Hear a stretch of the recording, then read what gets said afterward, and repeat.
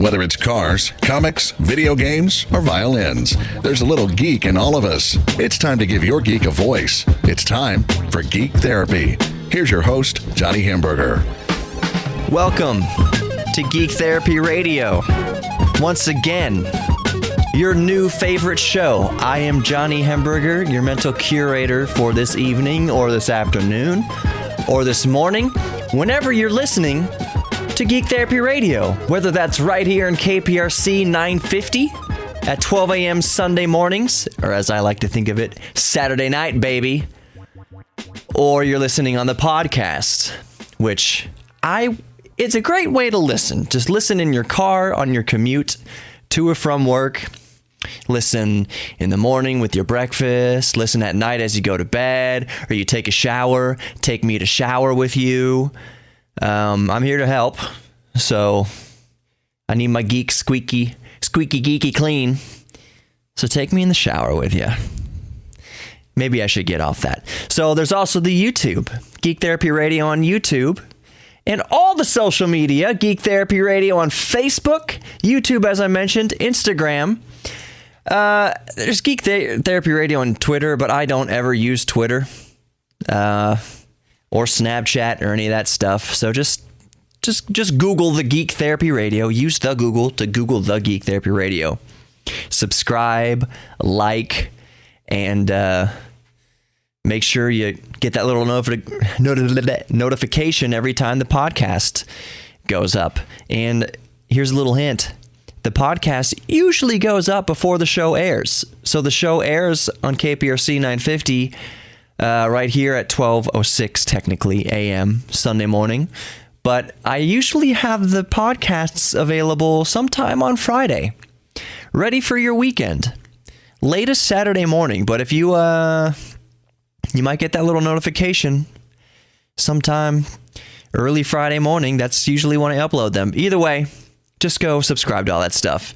Now, on to the show.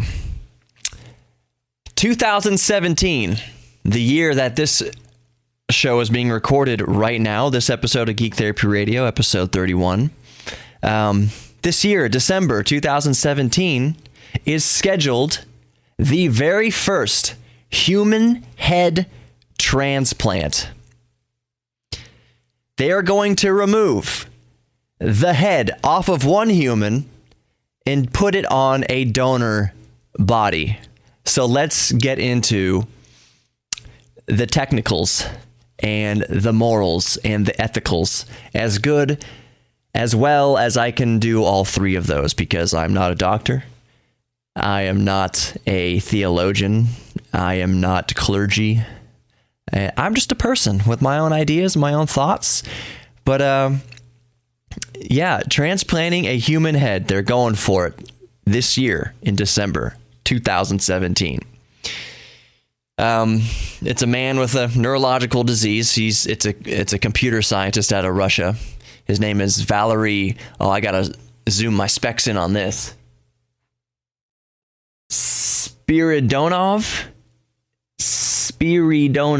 I think. Valery Spiridonov, computer scientist who doesn't have much control of his body, and he has volunteered. He volunteered long ago to do this, but he's volunteered to be the first human test subject and receive a body transplant. That's a better way to think of it. It's not a head transplant, it's a body transplant. So basically, we do heart transplants all the time, liver transplants, lung transplants, different transplants that we do. Do we do colon? I think we do. I think we do colon transplants. With any transplant of a body part, of an organ, there's a risk of rejection, of course. You have to make sure the blood types match and all that kind of stuff. So a better way to think of this human head transplant is it's a human body transplant. So the head is going to get a donor body.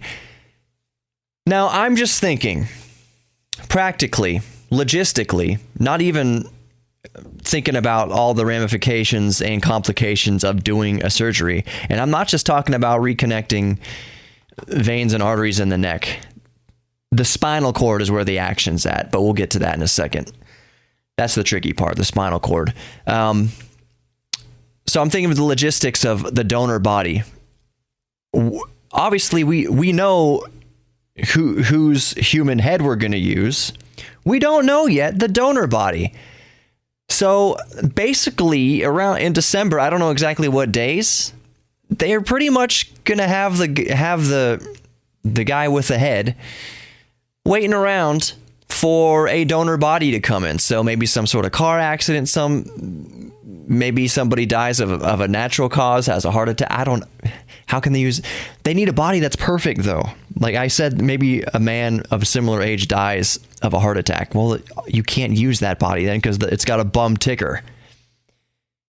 How would you transplant the human head and also then do a heart transplant? Anyway, so basically they're going to wait for somebody to die and have a body that's usable to be a donor. And it has to be very specific. It can't just be anybody dying. It has to be somebody who matches. It has to be a good candidate for this guy's head. The heart has to be good. Lungs have to be good. Everything about the body has to be perfectly suited, or as perfectly suited as they can possibly get to Valerie's head. This man, Valerie.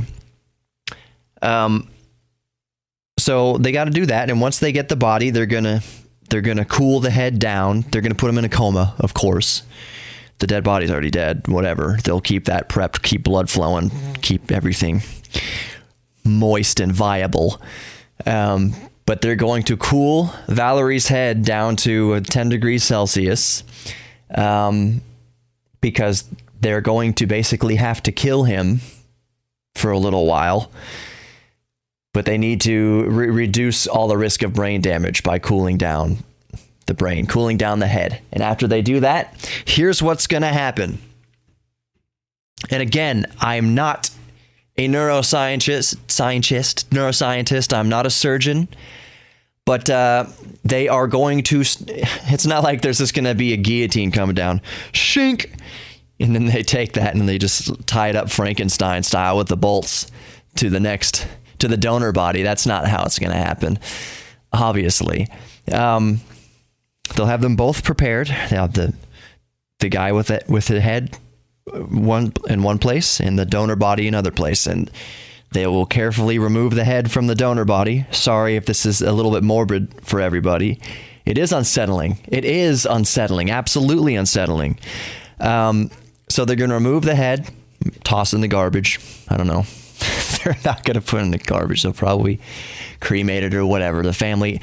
That's the other thing. The family of the donor body has to have something to bury, or they need to have something to get their closure. So maybe they'll just cremate the head and give them the ashes or something like that. Something they can bury, something they can scatter.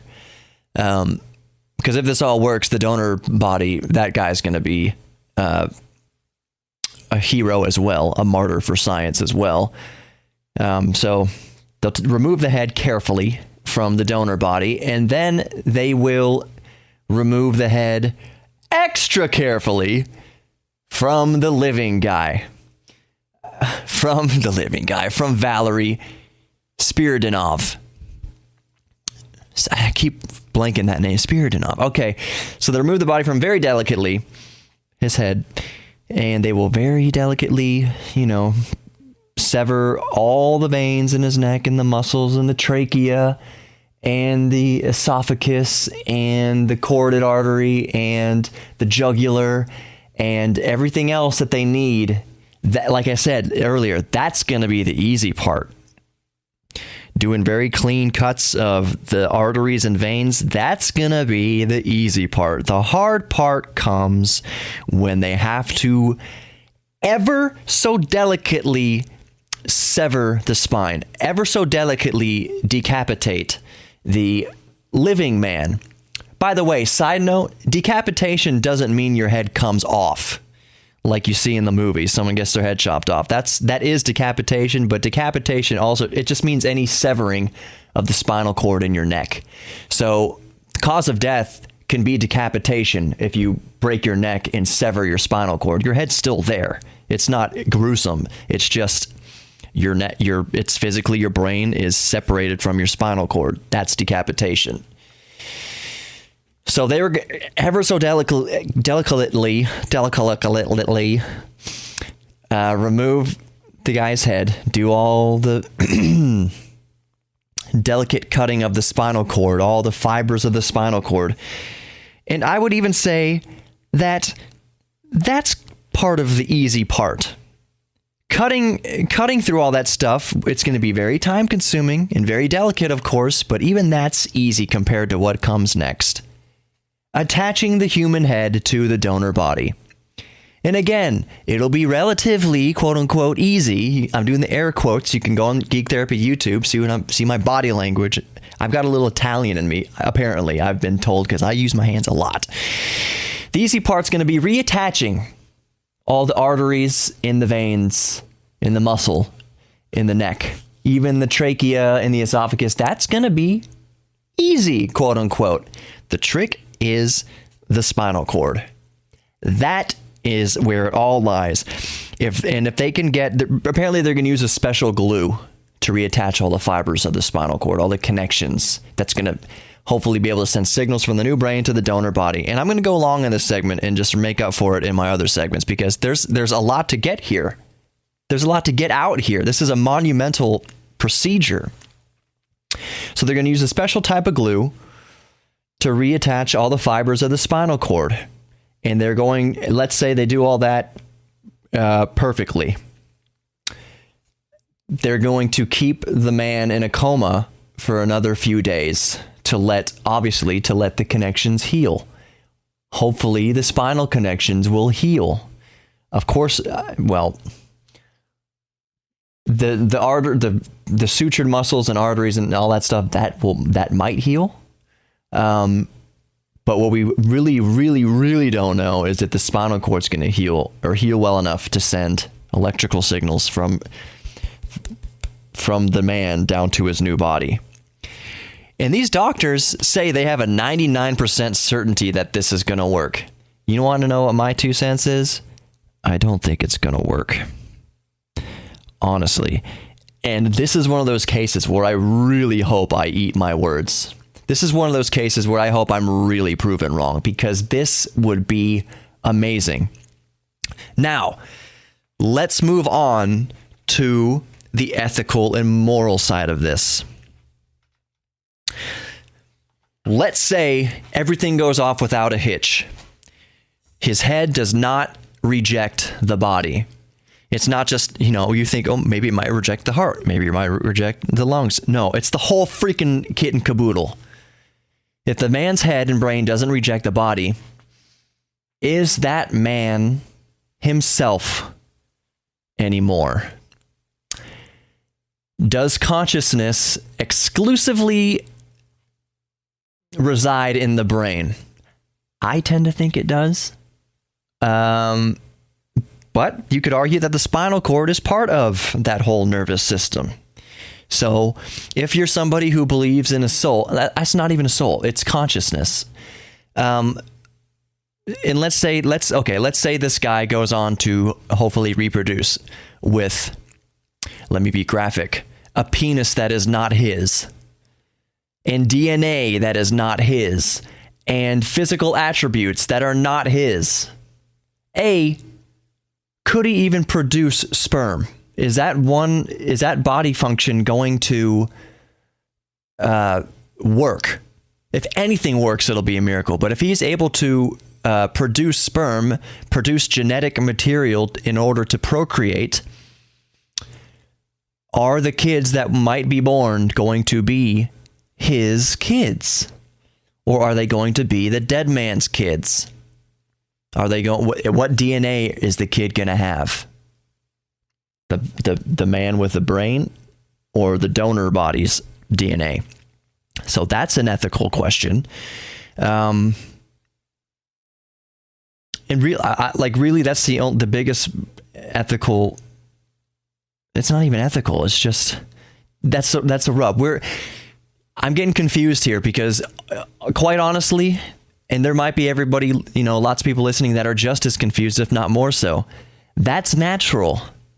That's good. That's a natural, expected reaction to this.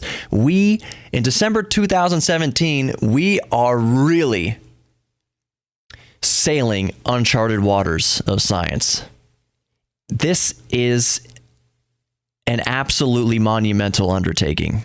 The ramifications of this procedure are quite literally groundbreaking. We are delving into an area of science and morality and ethics that we have not done before. They've experimented with head transplants with monkeys and dogs and stuff like that unsuccessfully. They've kept them alive for a little while with a lot of machines. The dog's head was able to, respond to stimuli, sound, and touch. It wasn't able to bark or even really open its eyes or anything. It just kind of, body's reacting to stimuli. So again, what baffles me about this is the surgeons and the doctors say, we are 99% sure this is going to work. How do you know? We've never attempted anything like this before on a human. An animal is complex already. A human is just another level of complexity. And that's even without delving into all the moral ramifications and ethics surrounding this procedure. I am very fascinated. It's very unsettling to me. It's very unsettling to me because the whole idea of decapitation and cutting off heads, that's icky. It makes me feel weird. But the geek side of me, the nerd side of me is just like chomping at the bit, waiting for this to happen because it's going to be amazing. Even if it doesn't work, it's still going to be really cool to find the results. The guy who's Valerie, the guy who's volunteered to do this, he already knows that he could die. Even if he dies, let's be honest, probably when he dies, we're going to learn a whole lot about transplanting in general. So I'm excited about this. This is going to be pretty amazing. You're listening to Geek Therapy Radio. There's plenty more to come. I'll get off. We won't talk about such morbid subjects, but I'm Johnny Hemberger. Go visit Geek Therapy Radio on Facebook. Like it, please. Go on Instagram and follow me on Instagram, Geek Therapy Radio on Instagram, and go on YouTube and subscribe to Geek Therapy Radio on YouTube. I don't just upload videos of the shows. I do, but there's also extra videos on there, like an in-depth tour of my 1983 DeLorean. It's up on Geek Therapy Radio's YouTube, so go check it out. And geektherapyradio.com. All the stuff. Just Google Geek Therapy Radio and subscribe to all of that stuff. So we'll be right back. More Geek Therapy Radio to come. Stick around. Let's go!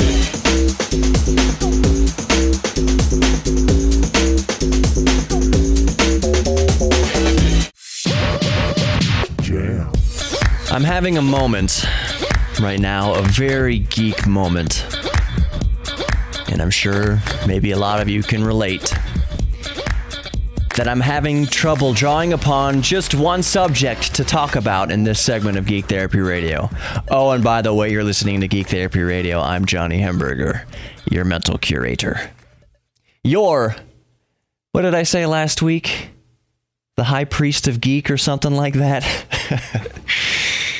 Anyways, so I'm having a dilemma of what I wanted to talk about this segment, and I think I settled on one. Something that's been gnawing at me for the past few months, actually. If you remember in one of my recent shows, I was talking about I've given up my battle trying to fix my DJI Phantom 3 drone. Side note, I don't like the term drone because it's not really a drone. It's a quadcopter. Let me push up my glasses. It's a quadcopter. Anyways, I've been battling, trying to fix it for months, trying to fix the camera. The body of the drone flies just fine. Remember last segment talking about the human head transplant? That's basically what's going on with my Phantom 3, is the body flies just fine, but the camera, the brains of it, well, some of the brains of it are messed up. Basically, I couldn't fix the camera. The camera's done. I don't get any video feed from it. It still does its violent dance. The gimbal shakes violently and gives no video feed. I've changed every cable in there. I even changed out one of the circuit boards. It's done. The camera on my Phantom 3 Professional, the 4K camera, is done. Now that leaves me with the choice to make. I can get a new camera for it for around $300. Maybe around $250 if I don't want to get 4K.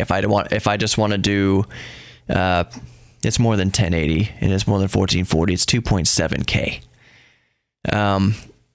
So I've got a choice. Do I want to just spend $300 to have once again perfectly working Phantom 3, or do I want to go for the gold and just, if I'm going to spend money anyways, get a DJI Mavic? I am more leaning towards biting the $1,000 bullet and getting a DJI Mavic, but I've been holding off. I really loved flying my Phantom. It was a very fun hobby, and anyone who's thinking about getting into drones or aerial photography, do it.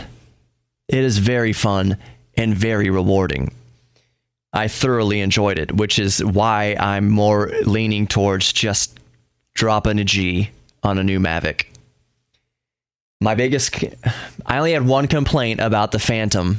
That is that it's not portable. It's huge. You need an entirely separate, like, Pelican case to take it anywhere. You'd have to check it as baggage at an airport if you're flying anywhere. It's just unwieldy. You can't bring it anywhere. The DJI Mavic will fit in your pocket of your cargo jeans or your Jinkos if you're still fashionably slow. If you're still wearing Jinkos, Mavic will fit in a pocket, basically. It folds and it transports easily. I can toss it in my backpack. I can toss it in my camera bag. And it's got a great camera. I mean, of course, it's state of the art. The Phantom 4 is a little bit better, but the Mavic is 95% of the Phantom 4. Plus the rotors fold and you can fit it in a pocket, literally. I can toss it in my backpack with the controller and take it anywhere. So I'm leaning towards doing that. But one reason why I've been holding off, and this is selfish of me, maybe it's selfish or smart, is I was kind of waiting. I was like, you know what? Let me get a few more months into Geek Therapy Radio, and maybe a sponsor will step out from a hobby shop or something like that and say, Johnny, we want to sponsor the show. Here's a Mavic. Just, use it to your heart's content so that you can do a review of it. This is a sponsorship thing. It would be what I was waiting for was a legit setup, a fully disclosed to the public. Hey, XYZ Hobby Shop is sponsoring me. They gave me a Mavic. Here's what I think about the Mavic. It'd be completely legit by FCC standards. It would be an honest review. Any potential sponsors need to know that I will not, I'm not going to kowtow around a bad product. If a product is bad, I'm going to say so. For instance, I have lined up sometime in the relatively near future, I've spoken with Audi, and they are going to let me take a new Audi R8 out to do a review. So, by the way, you're going to want to stick around for that episode, especially Geek Therapy Radio on YouTube. You're going to want to check that out. That's going to be awesome. But let's say the R8 is going to be terrible, which it's not. But let's say it was terrible. I would have to say that it's terrible. I'd say I drove the new 2018 Audi R8 and it was trash. And I will say trash things about it where it falls short. There's no such thing as perfect, and I will always point out what's not perfect about things. So, let's say I got a sponsor and they gave me a Mavic and said, have at it, do a review. It's all part of the sponsorship deal. I've disclosed it to my listeners that I am being sponsored It's all legit. It's all above water. That's what I was kind of hoping for. But you know what? I don't think I can wait any longer because I really missed flying my drone around.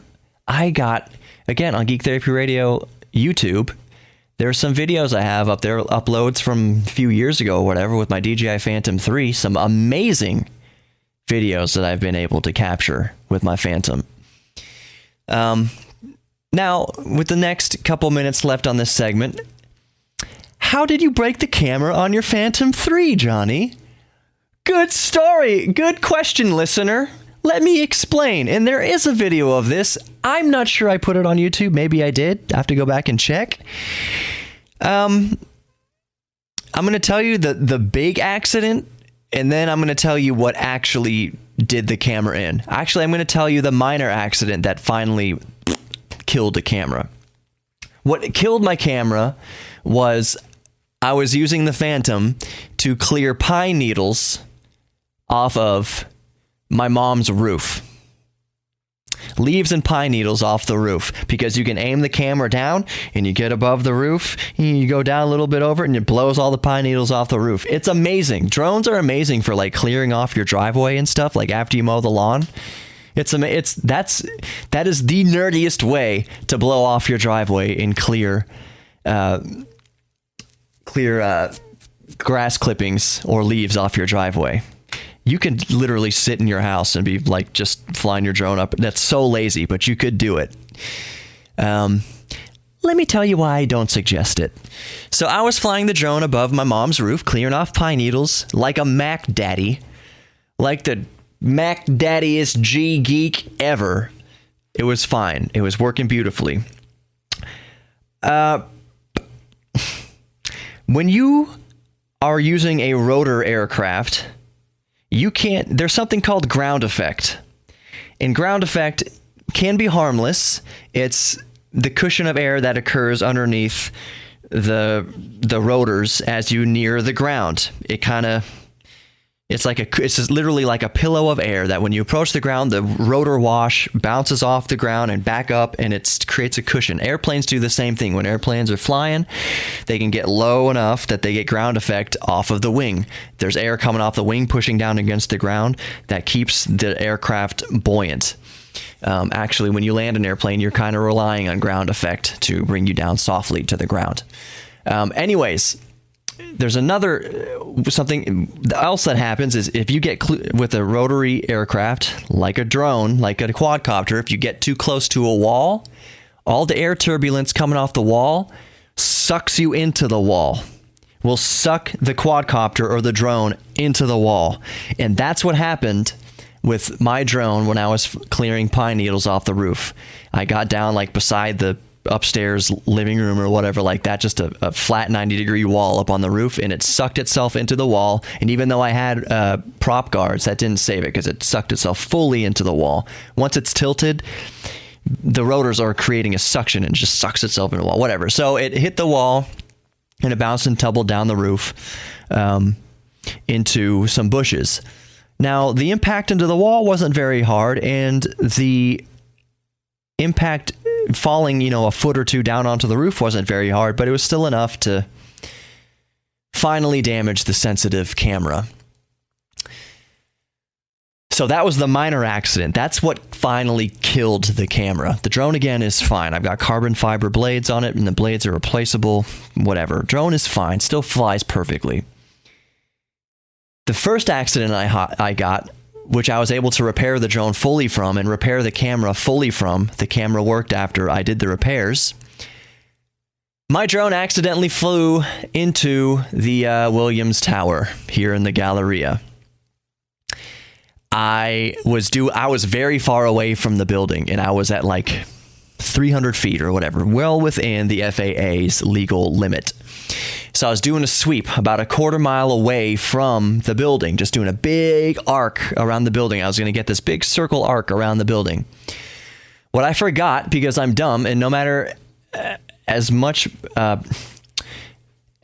preparation, as much as you try to be mindful of things, sometimes accidents happen, and I didn't have the foresight to foresee this happening because I just momentarily forgot. When my drone went around the back of the building, out of line of sight, which is a big no-no, it got out of line of sight. It lost communications with the receiver, with the transceiver, with the remote control, with the radio. And so when I lost connection, I was like, oh, well, no big deal, because the drone has a return to home feature that whenever your drone loses its connection with the controller, it stops in place and then comes right back to where it took off from. You don't need to do anything to the controller, just leave it, and the drone will come back to you. So at first I thought, oh, it's fine. Okay, the drone's just going to come back to me. And then I immediately realized there's a skyscraper in between me and the drone. Also, what happened is the return to home altitude, for whatever reason, was set to like 700 feet. And that, again, gave me another brief moment of respite. Oh, well, it's 700 feet, so it's going to go up over the building. Then I remembered that building is like 901 feet tall.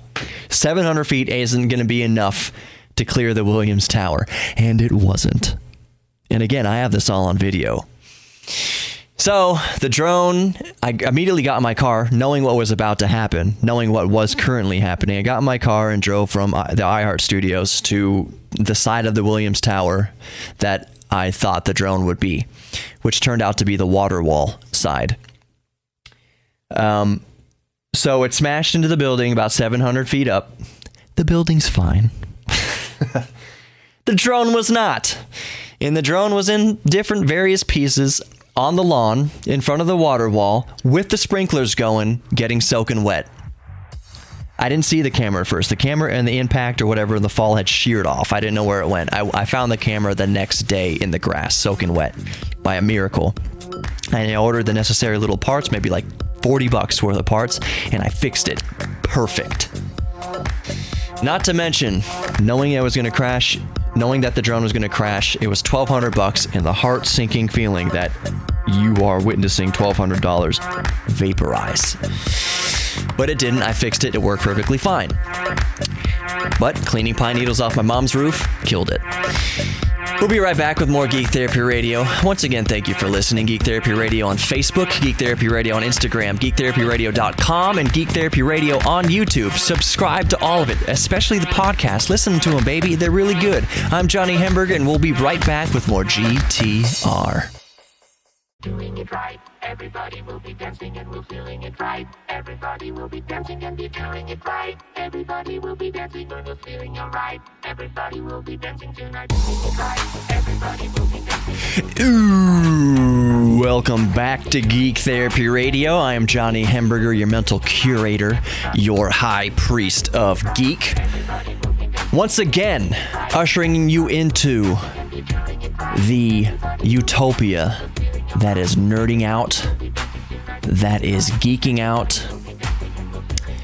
Let's just savor being a geek. So, one thing I was going to mention quickly about the last segment, some bit of advice. The most important, probably the most important advice I could give anybody listening who's thinking about getting into drones, which again is super fun, super rewarding, super expensive. Which leads me to my first point, the best piece of advice. Do not go out and buy a $1,000 drone as your first drone. You will crash it. I've had experience flying RC aircraft myself. I've not flown a plane yet, but RC helicopters, which an RC helicopter is almost impossible to fly as a beginner. A drone is no-brainer. A drone is a misleading amount of ease. But a single-rotor helicopter, RC helicopters, take true skill. True skill. It's not one of those things that it's easy to get into, tough to master. Easy to learn, tough to master. No. It is just 1,000% almost impossible the whole way. So anyways, if you're thinking about getting into drones, getting into flying quadcopters, do not buy a $1,000 quadcopter as your first quopter, because you're going to crash it. I crashed mine. So the best way I'd advise to get into it is next time you're at Kroger or the grocery store or wherever and you see that they're selling those drones for $20, get one of those first. Spend under $50. Spend under $100 on your first quadcopter. Spend $20. When you're in the checkout line, you see that little thing, that little drone for $20, $30, get it. Do that first. For one thing, those cheap drones do not have any sort of built-in stabilization. Well, they do and they don't. They don't have GPS locking on it. They don't have GPS on it. So if you take your thumbs off the sticks, the drone is going to drift or go up or down, whatever. You need to be given a constant input, even just to hover. But it's super easy and you learn very fast. In fact, one of the best ways to learn how to control a drone, control a quadcopter, is just get one of those cheap ones and practice hovering in place. The GPS on expensive drones keeps you locked in place. And they have an altitude sensor and cameras to keep you locked, let's say 7 feet in the air, and it doesn't vary, maybe an inch. It doesn't move from its GPS lock location. The cheap ones don't have all that GPS locking or the cameras that see how, or altimeters in it to lock you in place. So the best way to learn is just to get one and practice hovering in place. Practice keeping the drone in one relative position, because that's going to teach you the most important thing, which is that to fly a drone requires very minimal input on the sticks. We're so used to playing video games where you mash the stick left or right or whatever to get something to happen on the screen. That's not the case with drones. Very delicate inputs, especially with those cheap drones. Very delicate inputs is all you need to move the drone. If you smash the stick left or right, you're going into a wall. You run out of control. That's the other thing. Another thing is if you're crashing, let go of the sticks. Like if your drone's going down, don't be trying to manipulate it and whatever. I mean, do your best to clear it away from people. But you mashing the sticks left and right is just going to make things worse. So once your drone goes down, just let it go. Just let it go. Take your hands off the controls. Let it go. It's dangerous to keep manipulating it, and you're going to do way more damage doing that. Not just to you, but to property and people. So, I didn't want to talk about drones at all this segment, but that's what I did. And I've got only a few seconds left in the segment, but it's good. It's good that I got onto these little tips about flying a drone and getting a drone. Once you have the proper airtime, the proper time put into flying a cheap drone with no GPS locking or anything like that, and you've crashed it, only then will you be able to move up confidently to an expensive drone, an actual expensive DJI Phantom or something like that. But get the cheap one first. Learn with the cheap one first. If your kid is kicking and screaming and crying that they want to get a drone, first of all, below a certain age, no. Like $1,000 drone, and your kid absolutely not. Do not do that unless you just want to watch $1,000 get destroyed within hours, because that's what's going to happen. Get your kid a $20 grocery store drone first. Get yourself a $20 grocery store drone first. And the same can be said for lots of hobbies. People want to dive right in, especially in music, let's say. People want to record music. They want to record music at home and mix music. They think that if I just buy $5,000 worth of audio gear, then my stuff's going to sound good. Wrong. Your stuff's going to sound even worse, because of $5,000 worth of gear and microphones is just going to expose every nuance of how terrible you are. So learn on what you got first with any hobby. Learn on the cheap stuff first. Hone your skills with the cheap stuff, then move up. Don't think that just because you're buying something expensive, it's going to make you good. That's why people wrap their Lamborghinis and Ferraris around trees and kill people and destroy their vehicles, because they think, oh, I'm pretty good driving a Corolla. Now I have money. I'm going to buy a Ferrari.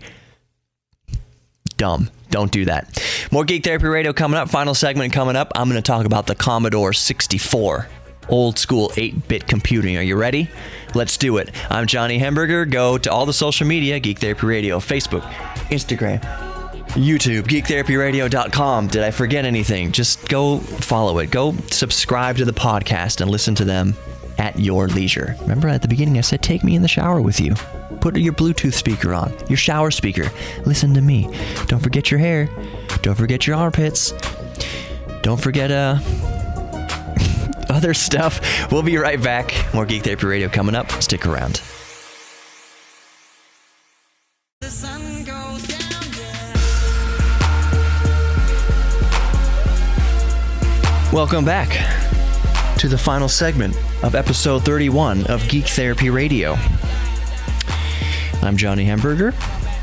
I need to come up with a new name. Mental Curator's cool, but maybe I can start thinking of other stuff. I already did Freak of Geek. I already did High Priest of Geek. Geeks are sexy. That's not a name for me, but that's just a fact. Geeks are sexy. Obviously, go to YouTube. Look at this sexy geek. Or freak. I'm Johnny Hamburger. Welcome back. Geek Therapy Radio. I have been nerding out with my Commodore 64 this week. There is a simple beauty to 8-bit computing. I went on eBay because I was looking for an easier way to load programs onto the Commodore 64. And if you've grown up and you're familiar with the Commodore 64 and many other 8-bit systems, 8-bit home computers, you're quite familiar with how tedious it is to load programs into the Commodore 64, into the computer. Back in the day, you could use a disk drive, use big floppy disks if you were lucky, and that still took forever to load. What took even longer to load were cassette tapes. You used to be able to buy games and software on cassette tapes, and you put the cassette player into the player, the data set or whatever, and you type, I'm blanking out. I'm brain farting. I was just doing this. Run. Anyways, and you press play on the tape player, and the Commodore 64, the computer listens to the data on the tape. It's an actual audio signal, sine waves. It's actual data that's recorded as audio onto the tape, and you play it, and the computer listens to it. And if everything goes right, you had the settings just right, you'd load the game up in like several minutes, or however long how big the program was, how long it took on the tape. 15 minutes you could go up to, around there. So to load a program, it wasn't just double click and it opens. Nope. It was set up the Commodore to listen to the tape, press play on the tape, and wait. And look at the screen, all the colors going by on the screen as it listens to the audio coming off the tape. So I was looking on eBay. There's got to be an easier way to load programs so you don't have to.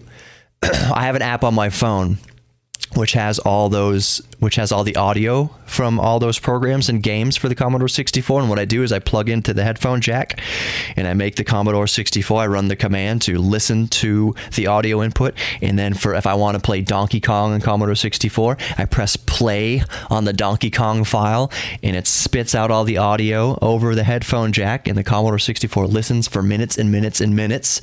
And then if I'm lucky and had everything set just right, I can play Donkey Kong on Commodore 64. And I thought, there's got to be a better way. And there is a better way. You can basically get an SD card to SD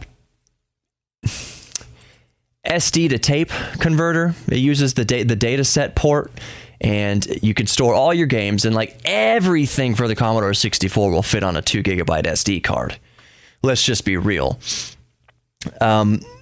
So you fit it all in an SD card, and then you can load your games and programs off the SD card in much less time. If you have a fast loader cartridge, it's just an easy way to do that. So that's what I was geeking out about this week. That's what I was looking on eBay for, was to get the most out of my Commodore 64. And they cost like $60, which is, to me, it's a good investment. I didn't buy it yet. But I will. And it's going to be super duper fun and super duper nerdy. And I'm going to sit there and I'm going to be typing on my Commodore 64 and loading these programs and playing these old games that most of them suck, but some of them don't. there's something, it's just romantic. You plug in the composite output into your CRT, not your flat screen, not your HD TV, because it'll look terrible. Because native resolution is a thing, folks. So that's what I'm looking forward to. I have popcorn in my throat. You see me swallowing so much. There's popcorn in my throat. I've been on this popcorn binge. What do geeks snack on? Popcorn. Just don't eat popcorn over your Commodore 64 keyboard because obvious reasons. Little tale. When I bought the C64, I bought it several months ago, and I went to pick it up in the DeLorean. So you do not get much more 80s, much more geek than that by going to pick up a Commodore 64 from an electrical engineer, but going to pick up a vintage Commodore 64 in a DeLorean. I'm struggling to find what is more geek about that, because the only thing more geek about that would be going up to pick up an Atari 2600 in a TIE fighter or something. And you can't do that. Well, no, you can't do that. I was thinking, well, maybe if you got the... No, you can't. I was thinking of a giant drone, basically, with a body of a TIE fighter, and you could... my geek brain. Thank you for listening to Geek Therapy Radio this week. Talked about a lot of stuff, human head transplants and drones and Commodore 64. It was a pretty nerdy episode. So subscribe to the podcast wherever you get the podcast. I've tested on many different apps. You can get the podcast, Geek Therapy Radio podcast, on iTunes. You can get it on Spreaker. I have an app on my Android called Pocket Cast. You can get it there. You can get the podcast anywhere. The iHeartRadio app is the easiest way. Download the iHeartRadio app and subscribe to the podcast, and you'll get a notification every time I upload the podcast, which, by the way, is usually Friday nights or early Saturday mornings before my show actually airs at 12 a.m. Sundays right here on KPRC 950, an iHeartRadio station in Houston, Texas. So subscribe to the podcast. And if you're curious, go to the YouTube and subscribe to my channel on YouTube, where I can actually show you a lot of cool stuff. I've got my review of the DeLorean on there, as I mentioned. Amongst other things, drone footage, all sorts of cool little things up there on the Geek Therapy Radio YouTube. So go sub. Be good to each other. Be good to yourself. Embrace your inner geek. If you're listening, if you just stumbled on this show and you don't think you're a geek, at least think back to your childhood. I always go back to Legos. Did you like playing with Legos as a child? Go out this week, you big, strong, grown man or big, strong, independent woman. After work, go buy a set of Legos and just spend some time playing with Legos. Spend 5 or 10 minutes on your hobby this week. Don't let the world beat that out of you. Do it for yourself. It'll make you happier. If you don't know what your hobby is, try a bunch of different things. Not drugs. Drugs are not a hobby. Shut up. They are not. They will always destroy you. That is not a hobby. But a healthy hobby, sewing, video games within moderation, because you can be addicted to that too. Just be good to yourself, be good to others, hold the door for people, say please and thank you. Just be good, smile. Be good to yourself. I love you all. Thank you very much for listening. There'll be more Geek Therapy Radio next week, and if you just stumbled on the show, there is just a smorgasbord of geeky podcasts available for you. Just look it up and subscribe. Also on YouTube and Instagram and Facebook. Geek Therapy Radio, geektherapyradio.com. Thank you for listening. More GTR next week. Peace out, my geeks.